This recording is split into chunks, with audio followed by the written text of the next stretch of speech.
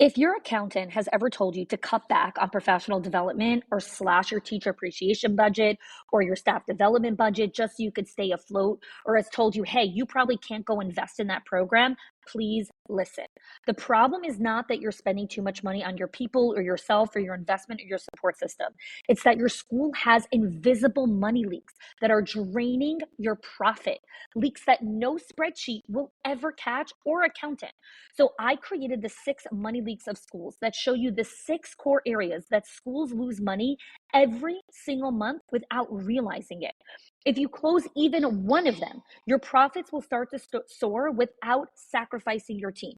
Go get it now and stop blaming the things that are actually building your school.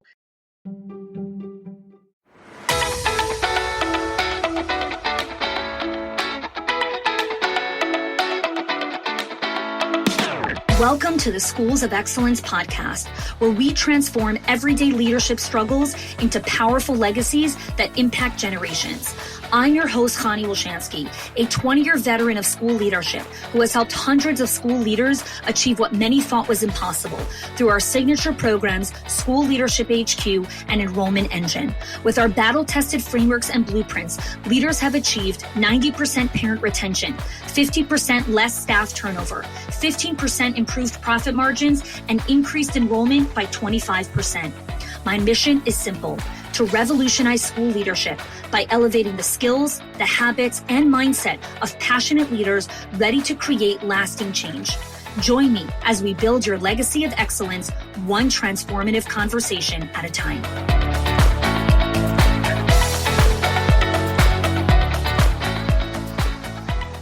Welcome back to the Schools of Excellence podcast.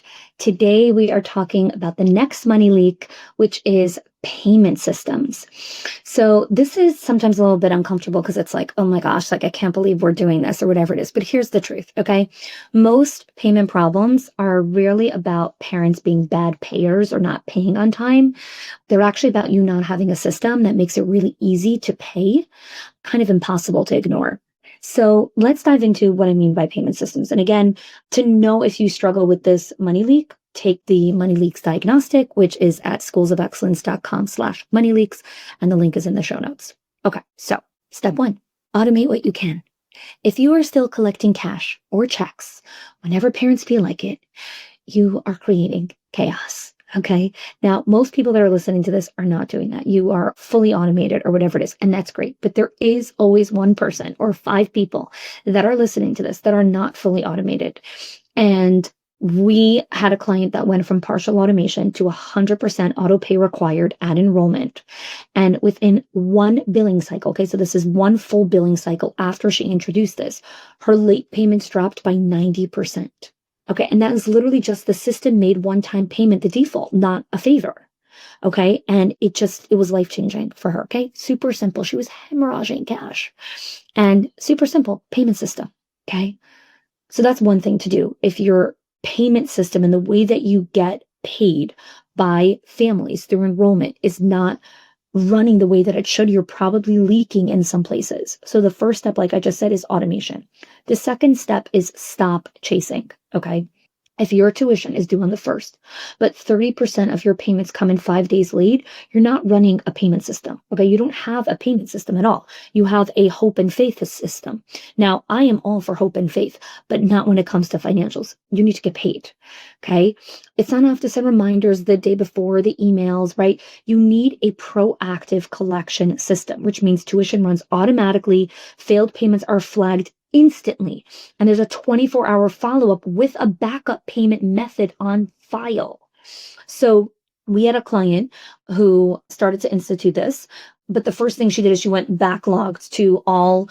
So one of the first things that I do when I work with a client who scores low in the payment system section is we have them open up their account and look at the last 30 days of failed payments and how many of those failed payments were actually collected. Anyways, she did this very painful exercise because it was very difficult for her to, see that so many payments were failed and so many payments were not collected. She ended up collecting over $15,000 in failed payments that were not recovered. So she went back a full 6 months of people whose card failed or expired or was compromised or whatever. 6 months, 15 grand. Okay.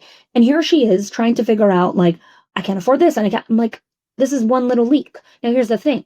I'm not just talking about Band-Aid solutions, right? Or Band-Aid growth, like I spoke about in the podcast episode several weeks ago on the 3 money truths of 2025.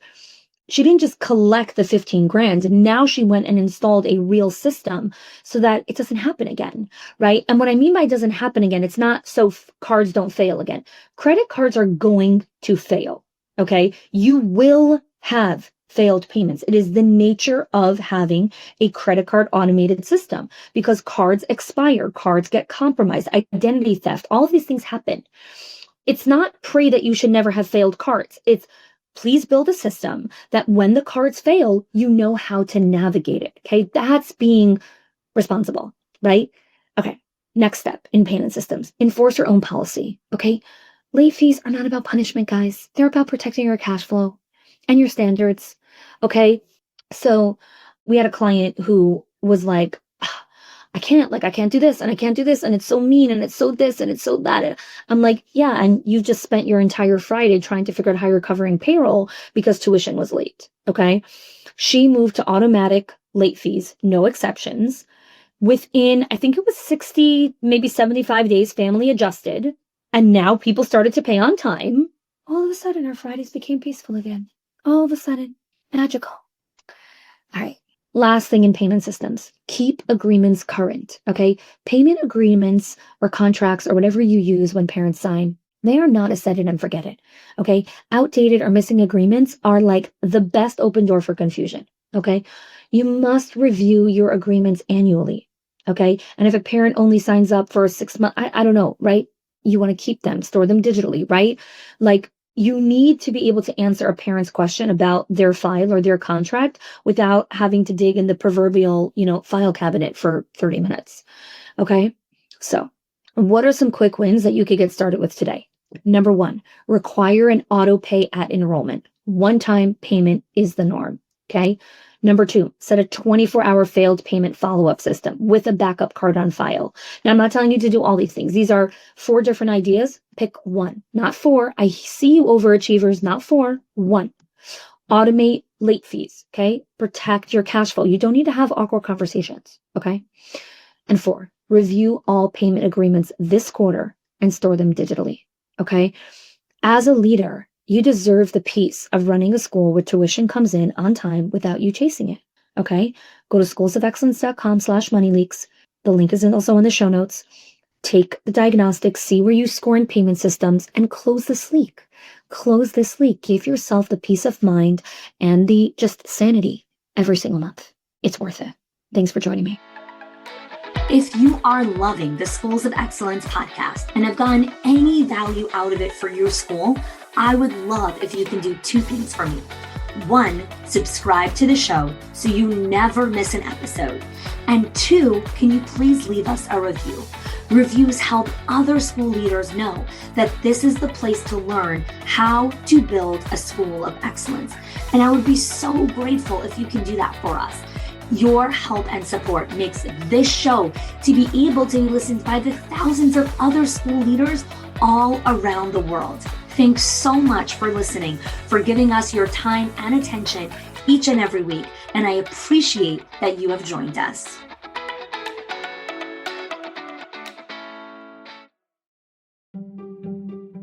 We had a client that we worked with, and she was really struggling with profitability. She kept raising tuition. She actually did 3 tuition increases within a 15-month cycle, and she still could not catch up.